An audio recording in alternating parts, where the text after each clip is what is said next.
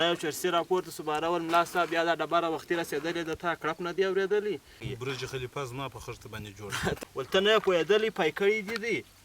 ورته په ځان نه یې پوهېدلی الله دې راوله جانان ورک وې دا دونه وخت نه معلومېده ولې پوښتنه مشتنه نه کوې نه یو حال کوې نه یو احوال کوې ما ستا یاري وروره کارونه دي ته څه وه وه ته په څه کار باندې ورته اخته ده خیره سره زه خو په دغه وینه دا زرده کې دي پخوا مې بله دنده کوله او اوس بیا وینه دغه اوږدې اوږدې زرده کې دي نه بس دغه مې اوس دغلته اوږدې ملۍ مې هم کرلې دي کاږه خرڅه او نو چې اوس دا رقم یې نه کوې اوس داسې بیا څه ورته صفا کوې بیا به خرڅوې نو څه په کوې بل کار بیا نشته ښه نو سبقان دې څه وکړم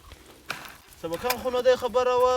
چې اوس ګوره یو کار وی پر یو چا زیات سي نو بیا نسي کوی دلته شیخ صاحب سره مې معلومات وکړي دوی ملا صاحب باره خبره تر هغه پورې ورسېده دغه کیني ملایانو ماته سبق نو سره کوی باره بیا ما د هغه سره خبره وکړه هغه باره ماته وویل چې زه به تا ته دی وکړم د دیوبند ویزه به درکړم اوس خو د حکومت وایي زموږ وروستۍ په لاس کې دی د دیوبند ویزه به په لاس درکړم ته به ولاړ سې هلته باره چې ما دغه ورته ویل مال سې دي ولاړ به سمه خو خبره دی ده چې زه به د یار معلومات وکړم چې هلته کار نه وي چې هلته هم ونیسي ویل دلته ډېر ملایانو ما کار یې ونه کوي چې د دیوبند فارغ وستا کار ونه کړي نه یې وکړي دلته ډېر ملایان شته نو باره مې معلومات چې ورسره وکړي د دیوبند ملایان چې وو هغه باره وویل چې یاره ته تر لیک اوښته یې بس تا د هغه بس دی باره مې بیا شیخ صاحب ته وویله باره د راته ورته معنا د سبقه پای ته رسېدلی د سبقه پای ته وایي دا خو یې سمندر دی تا پای کړی دی و ولته نه یې پوهېدلی پای کړي دي دی ورته په ځان نه یې پوهېدلی زه په څنډه کې و نو دغه رقم کار دی هغه د چرسي خبره ده ویل یو سړي ویل ملا صاحب په منبر ناست و باره ویله ول په دوزخ کې یو دغه رقم غټه کنده ده چې یو ډبره ولوېدلې ده دا څو کاله تر مخه پای ته نه ده رسېدلې نه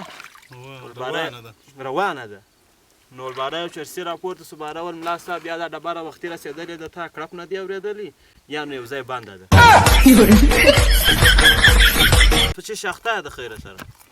اوس بټۍ کې کار کوم ښه ستا لکه چې خښته ښه خښته دلته دا ملکونه دا خښته خوښي دا غټ بلډینګ چې وایي جوړوي چې خښته یې کلکه نه وي نیسه یې کوي برج خلیفه زما په خښته باندې جوړ ته مالداري خو نو دغه مالداري لرم وروره دغه پسونه راته ګرځي بله ورځ مې دغه سره ایستلي او بس دغه واښو دا شیان سره ورکومه نو څه په وکړې وروره اوس د بل وطن دی چې یوې نه کې خو هم نه کېږي نور ژوند څنګه دی نور مې ژوند ستا په ګلانو کې نو اوس په دا بټۍ کې ډېر ګلان شنه کېږي خو دوی اور کې باندې موږ په دغه ځای باندې بیا موږ دا ځایونه نه دي ویلي په دغه شیانو بیا موږ نه پوهېږو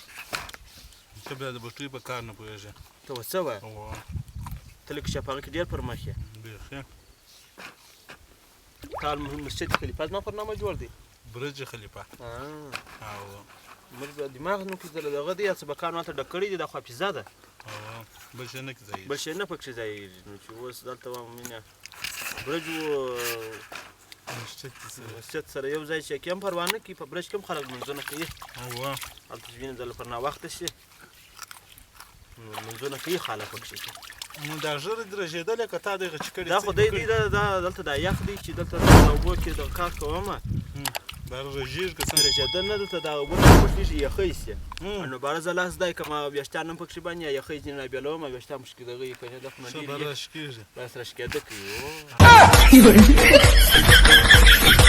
سړی ایران ته تللی و په یو وخت کې نو باره کور ته ټلیفون راوکړي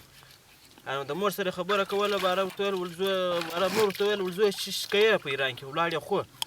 نو ده باره په دا ټلیفون کې ورته ویل ول موره پر غوم چلوم نو امور بیا دا سوچ وکړي ده چې ول دا یې معنا یو غټه ګاډۍ ماډۍ ده باره ول زویه ته مسلمان یې مه تېروه چې له دې دې پکښې سپروه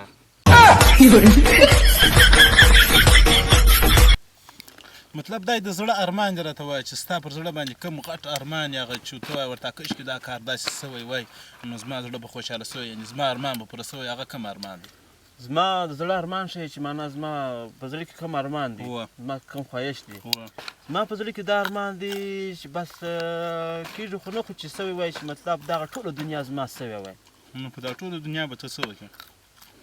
چې دا ټوله دنیا زما سي دا ټوله دنیا زه خرڅوم باره ځم خارج ته